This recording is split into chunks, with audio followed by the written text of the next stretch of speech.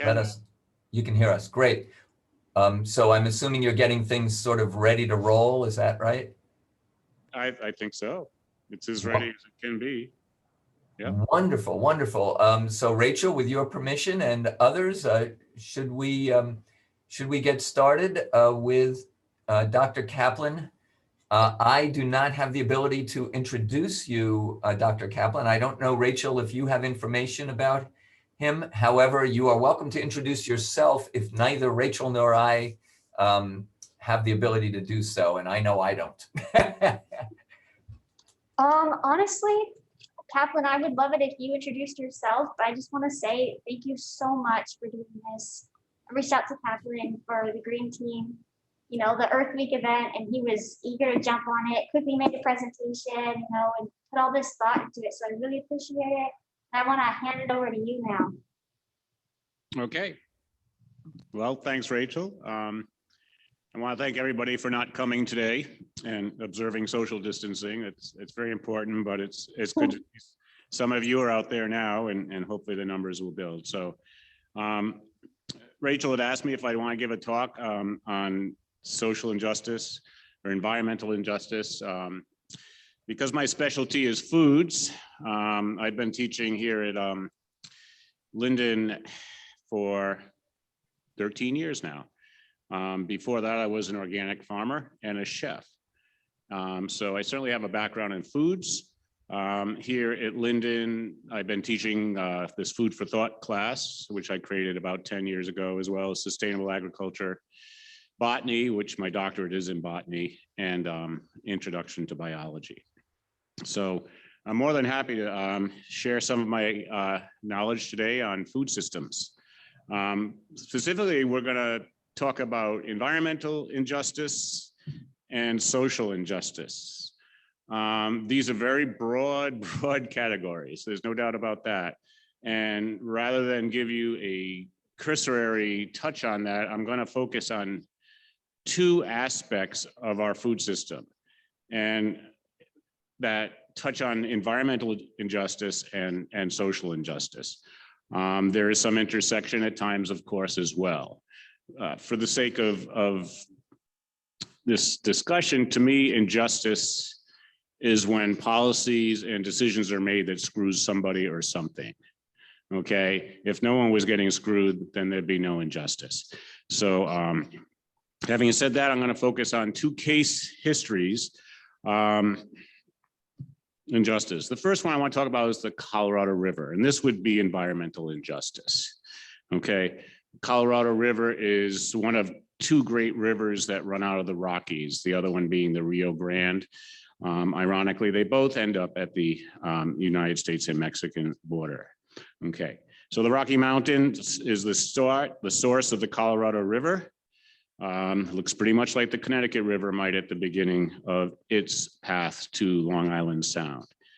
Then it becomes the Great Desert River. It cuts through the desert. Due to the geology of the desert, it has cut out many canyons on its path down to the Delta, which is the Gulf of California. Okay, so where it leaves the United States to go into Mexico would be the Morales Dam. Okay, this Morales Dam is on the Mexican-United States border and just southwest of Yuma, Arizona. Okay, the picture on the right is showing the delta where the river would feed into the Gulf of California. So for several million years, okay, the Colorado flowed uninhibited into the Gulf of California with little or no human interference. To the pioneers, it was viewed as a natural menace, okay, because it was an impediment to their movement westward, okay? But it has many invaluable ecological, environmental assets, including the fact that the Delta itself is a huge stopping point and source for birds in the Great Western Flyway, for birds that are returning north after going south for the winter. So it's a very important bird habitat in that Delta, okay? Obviously, lots of fish. The up to 32 species of endemic fish in the river and 200 to 400 species of plants. Okay. And before dams were built, the average flow rate of the Colorado River was a little over 2,400 meters square. Okay. And the highest floods and records were 5,900, almost 6,000 meter cube per second. Okay. And a lot of this was taken from flow meters at Yuma. Okay. The river temperature itself would fluctuate from about 32 degrees up to about 50 degrees, 0.2 to 28. So, and there was a lot of sediment carried down. Obviously, when you start in the Rocky Mountains and 1,500 miles later, you've picked up sediment all on the way. And some of that was coming from tributaries, also feeding into the Colorado River. And so these would all lead to make a very rich delta at the mouth of the river, not unlike the Mississippi Delta down in Cajun country in southern Louisiana. So it was an extensive, rich ecosystem. It was a significant role, obviously, in the history of the area. Native Americans used the water to irrigate farm crops. And one tribe, the Kokopah Indians, would live in the Delta. They resided down there, and they were farming and fishing there for over 2,000 years with their activities, obviously, in harmony with the environment. So there was little or no diverse effect from this human activity on the river ecosystem. But all that changed with the development of the Colorado River Basin. And the Colorado River Basin is essentially a free-for-all management plan to utilize the waters of the river. And the top right is Wyoming, where the river starts, one of the tributaries there. And of course, the main river starts at the Navajo Reservoir. A series of dams, okay, were placed along the river. Some of these dams to control flooding, but mostly to provide irrigation and drinking water and some power, of course. So this is the Black Canyon, okay, in southwestern Arizona, okay, at the end of the Grand Canyon, the Black Canyon. And now this is the Hoover Dam, which was built at the Black Canyon. So the Hoover Dam was one of the largest projects of the WPA to help us get out of the Depression. And the idea to build it was to provide power, irrigation, and of course, electricity. Since that time, we have 14 large dams and 12 small dams, okay, along the river, and probably others really smaller as well. The chart here is showing the flow rate of water. And as you can see, from 1912, 1908, actually, when this starts, there was a substantial flow rate at times in excess of 25,000 gallons per minute. Okay. And once the dams were built and they kept adding built in the 60s, that flow rate stopped down to virtually zero. Okay. There have been some floody years, but now, of course, with all the droughts we're having, that flow rate is actually quite insignificant.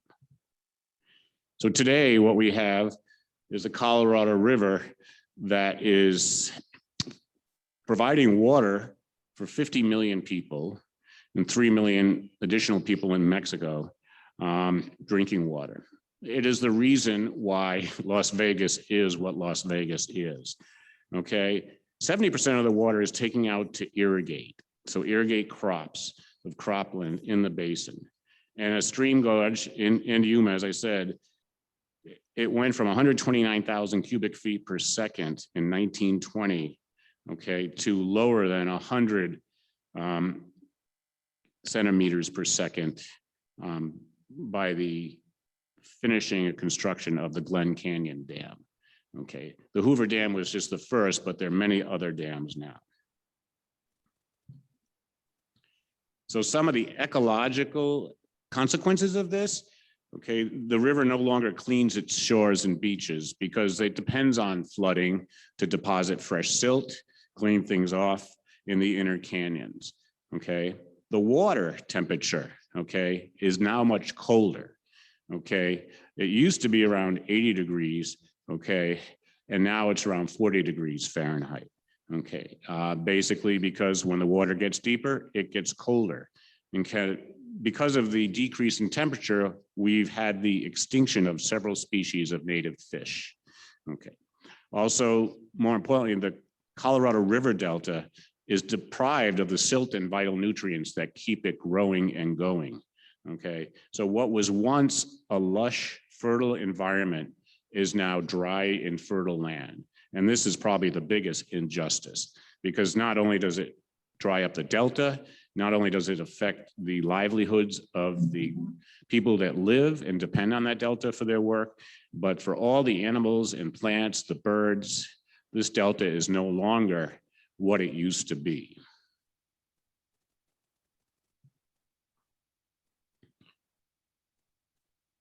Why is this happening? Well, the biggest problem is management. There is very little management of the river. Okay, there's a lack of water running in at times because dams are independently managed depending on the needs of the states. Okay, and there's very little talk or very little thought given to the surrounding ecosystems where these dams are. And really, management decisions are to blame. Studies have shown that there's a scattered, fragmented approach to managing the river, and it's not effective at all. So, and we know here from our experiences with the Vermont college system that scattered, fragmented management does lead to ineffective running of the schools. So this isn't something that's just unique to environments. It's a human thing. When you have too many people managing it in their own way with their own personal motives, driving their management, you get an ineffective plan. There is no overarching management plan for the entire river basin, which goes from Wyoming and Colorado down to Mexico. Okay. And of course, there's an unfair allotment of resources, and there's really not a whole lot of attention to water quality and environmental issues. That's the injustice. Lack of management is leading to environmental destruction of what was a fruitful and beautiful ecosystem, varied ecosystem. This is what the riverbed looks like. And this is 100 miles inland from its source at the Gulf of California, totally dried up. Okay, that's huge. So you can imagine 100 miles of what was lush, fertile, estuarian ecology with shellfish, oysters, birds, lots of riparian trees and plants, very lush environment, certainly welcoming, inviting to birds flying back from Central America up north, you know, to their breeding grounds in North America. This is what it looked like. In 2014, there is hope, and part of my talk here hopefully is to perhaps give you that there are hopeful things that can happen. In 2014, they actually connected the river to the sea for the first time since 1998. It's called the pulse flow, okay? And on the left, you can see where the river finally started running down and filling up and joining itself to the ocean, okay? Before the pulse flow, on the top, 2 spots on the river, absolutely dry. After they let the pulse flow go, the river is full and full of water. Took several days. They opened the dam at the Morales Dam. That's where they let the water flow, okay?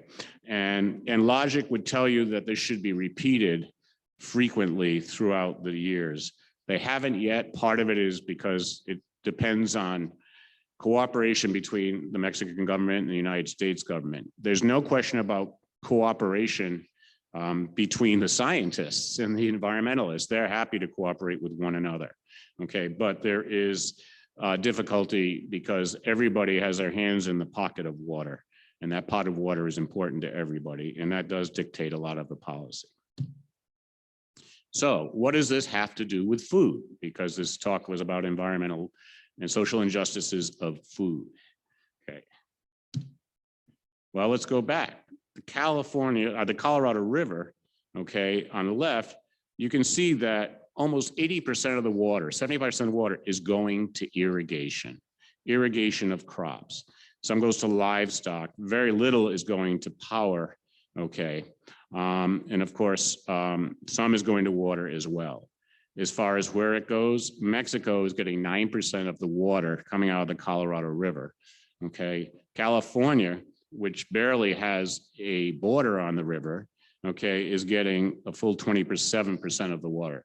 So the lion's share of the water is going to California, okay, and then some to Colorado and Arizona. And this is why, because you take a desert and you can grow crops in it, okay? Deserts aren't the worst place to grow crops if you have lots of water, right? Because the soil is sandy, the roots can go right through it very nicely. And with irrigation, you're able to keep them going. You don't have to worry about disease as much because it hardly rains, okay?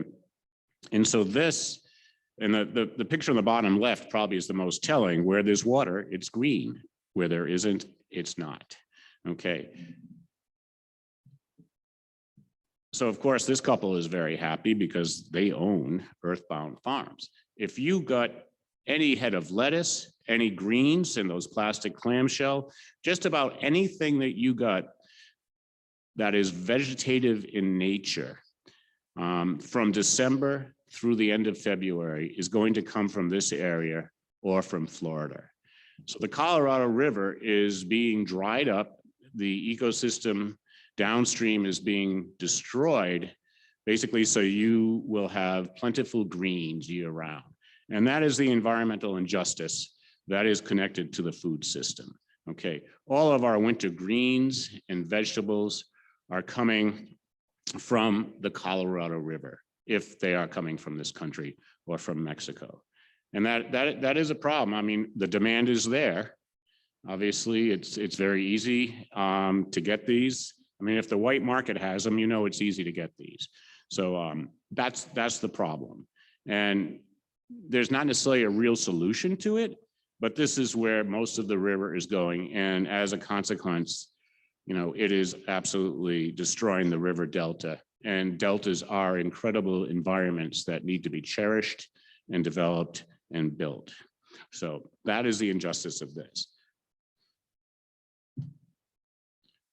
The other great social injustice of our food system, of course, is who's actually picking our food, okay? Who's harvesting the food?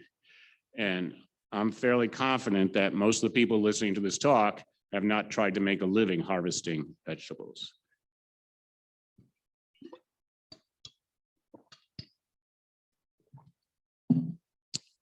In this country, it's estimated there's actually more than 2.4 million, up to 3 million migrant and seasonal farm workers in the United States. They're coming from other countries to try to make a living so they can support their families, but also because there aren't a lot of people here that are willing to do this work. It's backbreaking, it's hard, and it's thankless. Okay, and of course, these low-income migrant workers are the most vulnerable to exploitation, abuse, and often they cannot assert their rights. They cannot assert their rights because they're afraid they'll be thrown out of the country.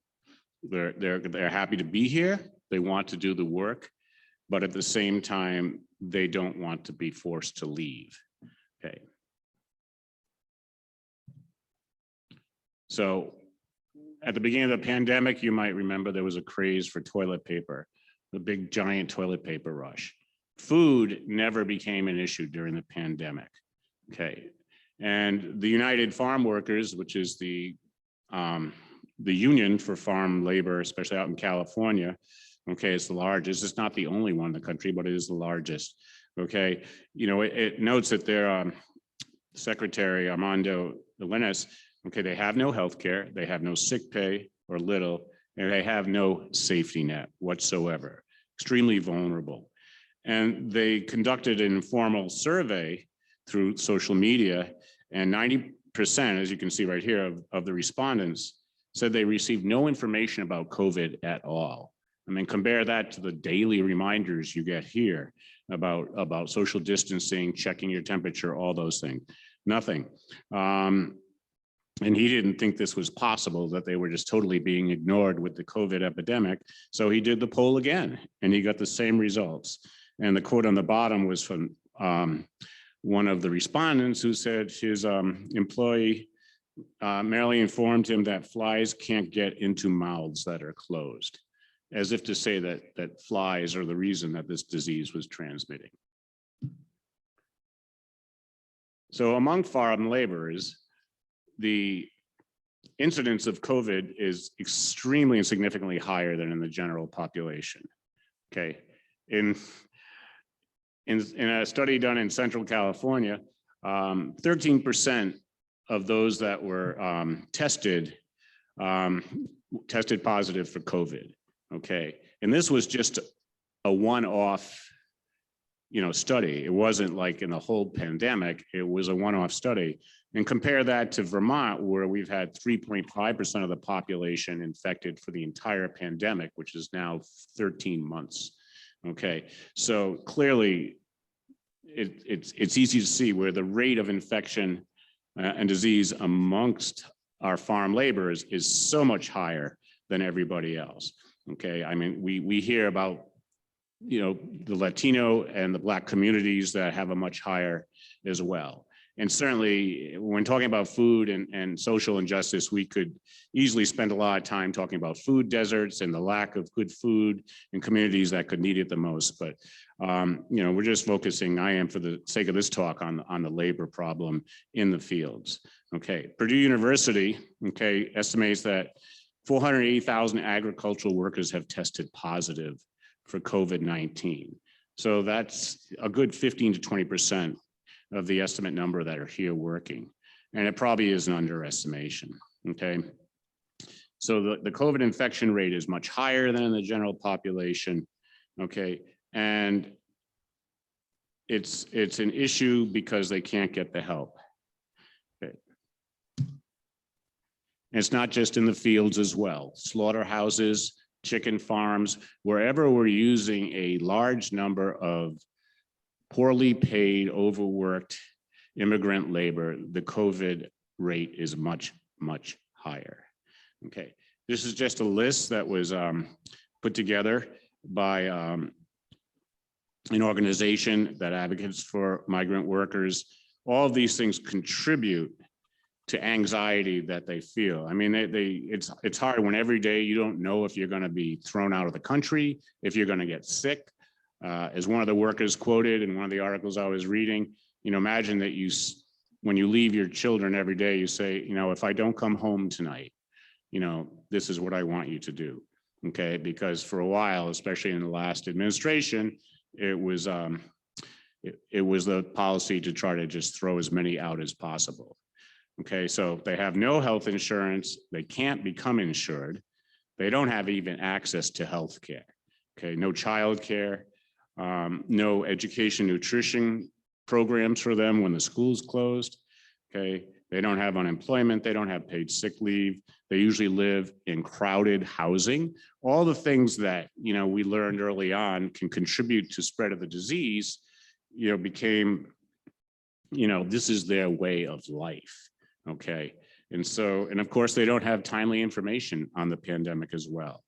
And so you have this stress, you have anxiety, and of course you have no resources, both physical health and mental health for these people. Okay, that's an example of injustice. Their wages aren't very just either, okay? This is for a chart for the Northeast, New York and New England, essentially, in Pennsylvania.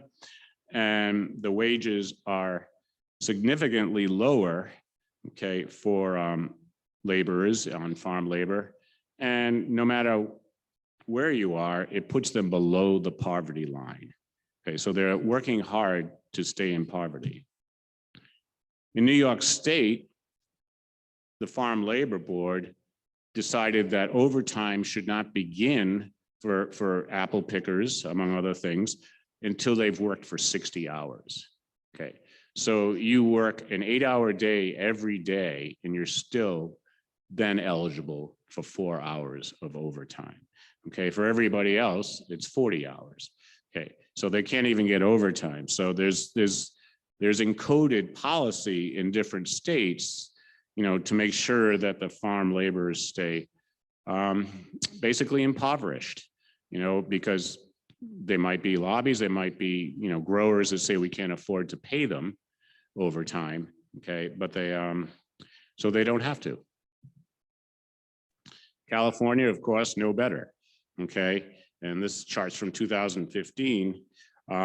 Depending on the type of commodity they're working in, their full-time equivalent pay would be anywhere from 30 to 22 to 35, 36,000 a year. But that's the full-time equivalent, but their actual wages are much lower than that because either they're not working full-time or they're not paid by the hour, they're paid by how much they harvest. Okay, so the wages really in real time, you know, the highest was 26,000 for people working in nurseries, but people picking vegetables were making a lot less, okay, than what your full-time equivalent. $25,000 is essentially the equivalent of $12 an hour. You can't afford to raise a family on $12 an hour. So these next few slides have pictures that were taken from this book, In the Fields of the North. Okay, it's a photographic essay of some of the workers. Okay, wages are just a small part of the injustice. The farmer on the left, the laborer on the left, his hands are coated with tobacco juice. He has to handpick tobacco to support the tobacco industry. Tobacco juice is loaded with nicotine, among other things. And so there is actually toxic conditions that can develop from the laborers from doing this with bare hands. They don't wear gloves. They're not wanted to wear gloves. So they pick it by hand and now they're exposing themselves to this. In the middle, you see a woman talking to a bunch of laborers about their rights. Abuse, sexual abuse of women is scarily high in the fields, okay? And for obvious reasons that I said before, they're scared. They're supposed to be supporting their families and they don't want to lose their job. On the bottom right is a woman weeding. It's backbreaking work, okay? It's work that people don't like to do because it is hard work. And if you do it for too long, indeed, it can lead to chronic conditions. Okay, I mean, I personally, I walk with a little limp. I have a bad back just from being a chef for many years, a farmer. And, you know, it doesn't creep up on you until you're a bit older. But, you know, people who work in the fields develop chronic pain and conditions. And then the top right, that young woman there should be in high school. She should be going to school, but she doesn't, because if she goes to school, she won't get a shift and she won't be allowed to work part-time. So she's chosen to work, in this case, it's in an onion field, okay, because she needs the work. Her family depends on her, you know, to have the income as well. And as a result, she can't go to school, okay. These are things that we take for granted, that schooling is part of our lives and having healthy working conditions. OSHA does not really step in to the farm environment unless they're pushed by a farm advocate organization. So women certainly have wage theft, abuse, all the same working conditions that men have, but they're also much more likely to be victims of sexual harassment and abuse. 80% of the women farm workers suffer sexual abuse and harassment. And it's so common that women consider it unavoidable. As one worker once said, you allow it or they fire you. Okay. So in general, there are, as I said, 3 million migrant farmer, seasonal farm workers in the United States. Okay, 60% of them may well be undocumented. Okay, the percentage might be higher. Okay, 20%, 22% is female. Okay, so there are an estimated 630,000 women engaged in farm work. The personal income of the female crop workers is 11,250 compared to 16,250. So I guess in that respect, women get the same disrespect on the farm that they do in the rest of our society. A tremendous different. My dad's giving it. And then because they're the primary caregivers for children, they're less likely to assert their rights. And because of their fear of being reported, to immigration authorities, they won't report wage violations, violence, discrimination, or take any legal action to stop it. They are between a rock and a hard place, and understandable. When you have children to take care of, you do what you can to take care of them. It's not just a Florida or California problem. In Vermont, most of the apple pickers here in New York and New England are coming from Jamaica. Now, many of them come year after year after year, okay? And they are treated well in their orchards, okay? And they know the people they work for, and the people know them, and they are like family, okay? But there were several outbreaks of COVID this past fall in Addison County in the Shoreham area, where we have a lot of apples. For the reasons, you know, we showed before, the conditions are not the best, but they're willing to do it and they enjoy doing it, and they do a much better job than you or I would do. And certainly here in Vermont, the dairy industry is dependent on foreign labor, most of which comes from Mexico. Okay, we're not talking about a small dairy farmer where a couple with 30 cows can start a yogurt company. These are some of these bigger farms. You'll see them along the Missisquoi River. You see them in Addison County. They might have 400, 500, 700, a couple thousand head of cattle. Okay, they cannot fill positions to run their farms. And of course, dairy farmers are on such a small margin, they need help as best as they can. So in Vermont, there's an organization that works for Vermont dairy farmers called Migrant Justice, okay? And they did a survey, and these are the results of all their surveys. 40% of them receive less than the Vermont minimum wage. It's not particularly just. Most don't have, 40% don't even have a day off. 30%, a third, have work-related illnesses, okay? They aren't treated equal to their US-born coworkers, okay? Now understand, these are not high like 90 or 100%. There are plenty of good farmers who take good care of their help, but there are plenty that don't, okay? A quarter don't even get a pay stub, okay? They'll regularly work 7 or more hours without a break. They typically have their first paycheck withheld illegally because it's not legal to not pay somebody within a certain period of having complete their first work of week. You don't withhold paychecks. That's illegal. Okay, a fifth don't have access to a bathroom or clean water when they're working, and 10% say they've been verbally abused.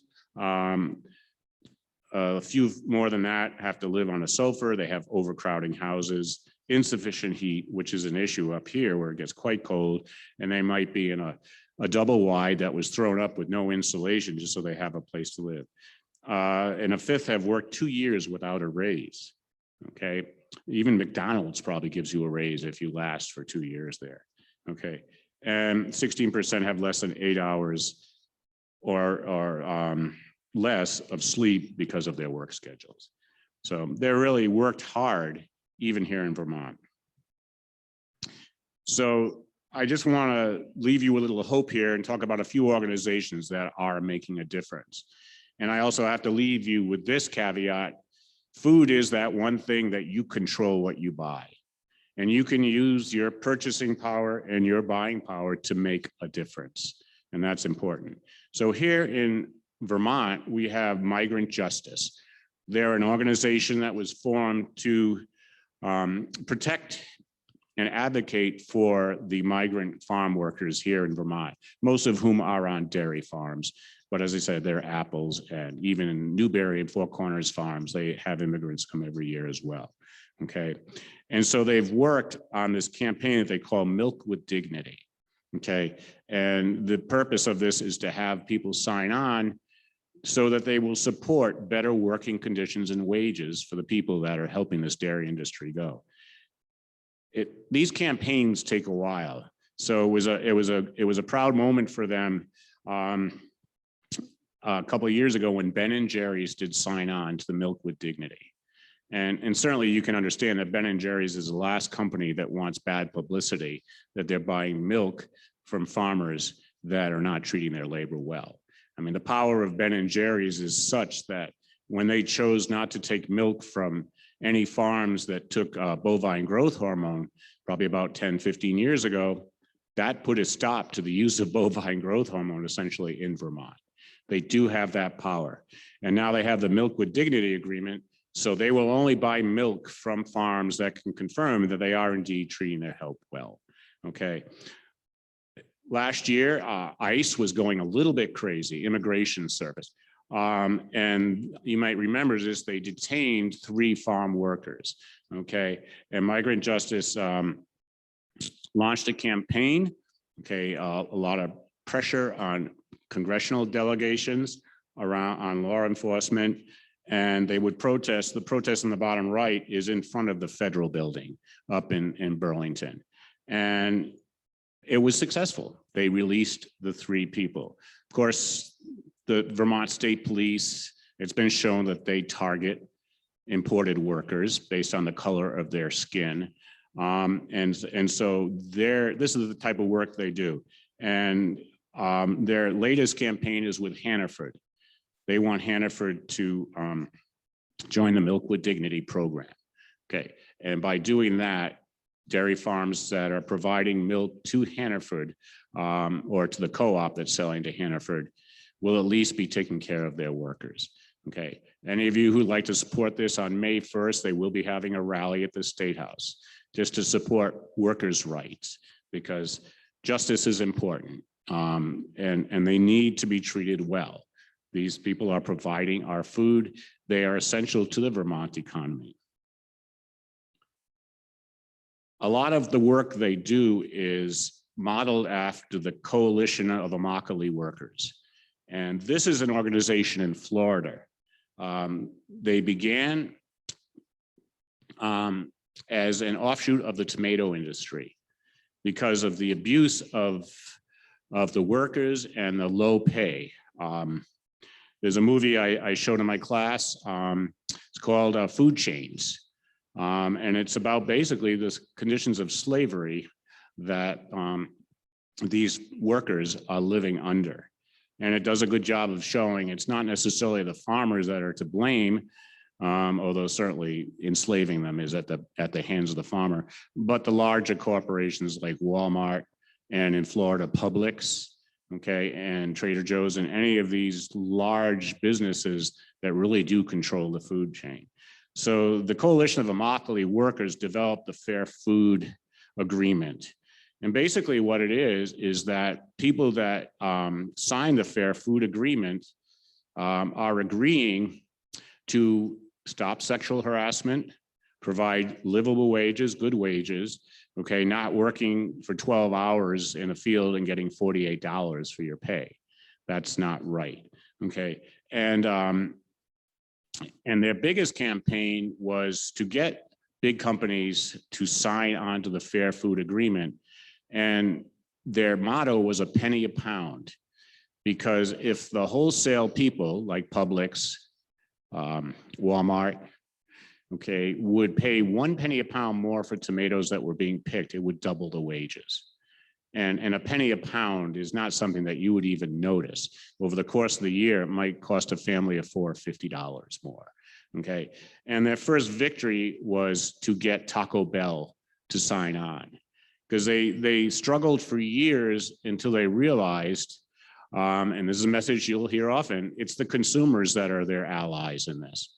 And they started protesting in Taco Bell stores, because they use a lot of tomatoes, and ironically, they have a Mexican dog as their motto, but not their motto, as their emblem. And they were successful. It took years, but they got Taco Bell to sign on. In subsequent years, they have gotten McDonald's to sign on, Chipotle has signed on, Trader Joe's has signed on, and several years ago, Walmart finally signed on. Publix has still yet to sign on, and Publix is the largest grocery store chain in Florida. Okay, they refuse to pay that extra penny a pound. They consider it a labor dispute between the grower and the pickers. Okay, but they've been very successful, and they are a good model, and they've received MacArthur grants. Really unique way of doing it. Their latest campaign on the bottom right is against Wendy's, because Wendy's does not want to sign the Fair Food Agreement. Treon is actually the investment company that owns most of Wendy's. which is why they have their signs there. And they're even in New York City these days now doing it at their headquarters. So it's a very successful program, and it really is reaping benefits. And of course, the United Farm Workers began this in California, okay, in the 60s, where there was a grape boycott to protest the horrible conditions of the grape pickers in California. And their United Farm Workers Union is the first labor union that developed to protect the rights of farm workers. In the 80s, I think it was Pete Davis was governor. Some of their power got gutted, but they are still there. They are still working hard all the time. You know, their motto, you can do it. Okay. On the bottom left is a picture with Robert Kennedy, okay, and Cesar Chavez as they breaking a famine. Okay, they went on a hunger strike to bring their plight to public knowledge. And of course, they got supported by the Kennedys and others. Some 30 years later, actually some 40 years later, the Immokalee, the Coalition of Immokalee Workers did the same thing. And one of Robert Kennedy's children was there, as well as his wife, to help them end their hunger fast. That was targeted at Publix. Publix still refuses to sign on, but everybody else is signing on. And I suspect Wendy's will cave eventually too, because they do. And finally, I leave you with this quotation from Rosalinda Guillen, who is started something called community to community development with food justice. No one should have to feed themselves with food that was produced through the exploitation of humans, innocent creature, or through the poisoning and exploitation of Mother Earth. Okay, so words to live by, you know, during Earth Week. There's plenty of injustice environmentally and socially. I just wanted to focus today on these two injustices examples. And of course they intersect because all the crops grown from the Colorado River are dependent on migrant labor to get them to your table. So there's intersection. So I appreciate the opportunity. And if there are questions, I am more than happy to answer some now.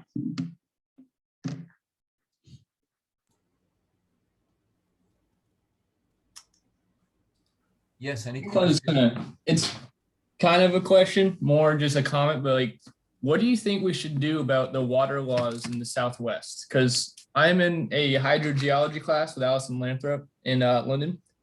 And it's just the laws in the Southwest for water are disgusting. They go by use it or lose it and first come, first serve. And I feel like there needs to be change. So what do you think is a good way to go about changing those laws? Well, I think there's two problems here. We can't deny the climate change effect. The droughts are extreme. I mean, all the water in the Colorado River Basin is dependent by and large on the snowpack from the winter before. In Wyoming, it's interesting who the allies would be. You know, in Wyoming and northern Colorado, it's trout fishermen that are helping to build riffle streams and places where fish can actually lay their eggs, okay, and try to maintain that environment. The National Park Service is letting water out to try to rebuild the beaches. But really, the ultimate answer is start taking some of the dams down, or at least let more water in. And it's a problem. And the same thing is happening in Washington State too. You have all these people there dependent on water, and there's just not enough water to go around. So not everybody's going to be happy. You know, it's been easiest, I think, to shortchange the environment because the environment doesn't speak. And when it does finally speak, it speaks so loudly that we have to notice. So I think that's part of the issue is there has to be a more frequent flow, and they probably should take some of the dams down. You know, the color of the Colorado River changed when they built the Glen Canyon Dam. Okay, and so it is, you know, man's attempt to control nature more than not frequently end up in nature controlling him. Okay, and I think that's something to consider. So, I mean, as an ecologist, I say get rid of the dams, as many of them as you can. Okay, I mean, before they built Hoover Dam, there was probably a couple thousand people lived in Las Vegas, you know, and so recognize, you know, and it's no different than climate change is going to be on the East Coast. When those waters rise, where are people going to go? So I doubt that's a satisfying answer to your question, but it's nothing simple about this problem, but it's very clear that taming the Colorado River has definitely had some adverse effects. There's no doubt about that. I mean, water from the Colorado River ends up in Los Angeles. You know, the California aqueduct is connected via the Imperial Dam and the other, you know, dams to the Colorado River. So, you know, there has to be a limit, and we've exceeded that limit. There's no doubt about that. So there's a question here in the auditorium. So let me just, he's now on Zoom, yeah.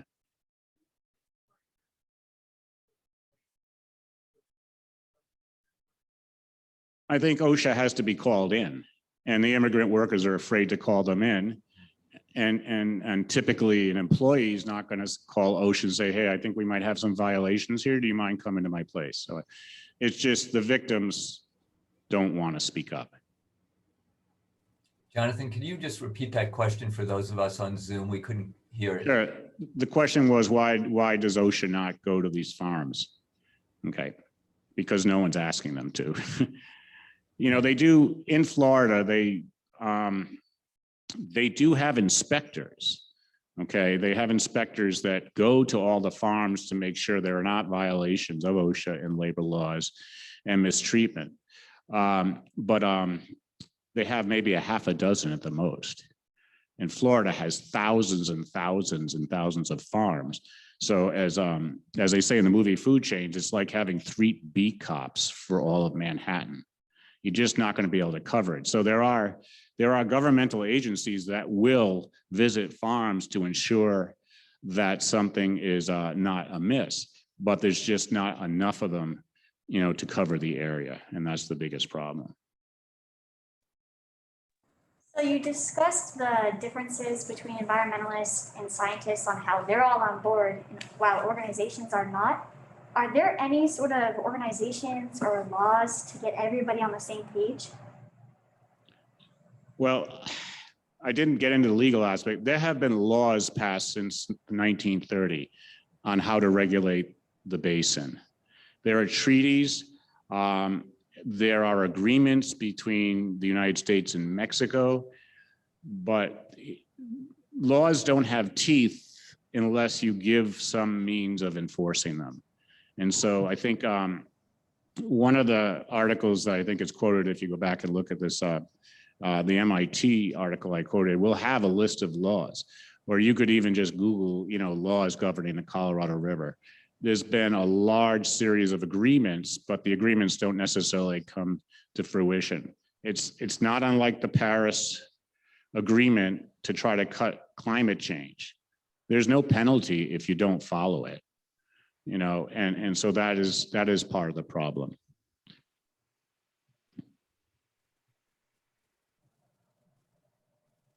Any other questions? Can you also discuss May 1st, the protest you were talking about? Oh, the May 1st protest, you mean? Yes, please. Yeah. Okay, so at the State House in Montpelier, if you go to the Migrant Justice website, it's a great site. They have stories from people who are working on the farms. They will have information. It's a rally. It's a May Day rally. If I don't know how many of you are aware, May Day is the precursor to Labor Day. Okay, May Day is when workers all around the world used to unite and march and protest, and very often it got very violent. So at some juncture in this country, we created Labor Day as a placation to the organized and not organized labor in the country. So May Day is typically it's a labor holiday per se. It's a celebration of labor. So in Montpelier that day, Migrant Justice will be there to lead, have a rally there to discuss, you know, some of what they're working on and to gather support for their cause.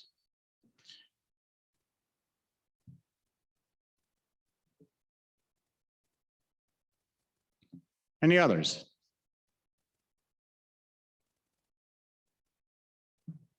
Very good.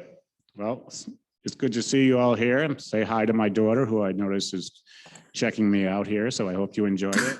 Some of the people in my class, and you know, I'm certainly willing to talk to anybody about this stuff anytime. You could just email me here at NVU, and I'm glad to share this information with you. Just remember, you are the instrument of change.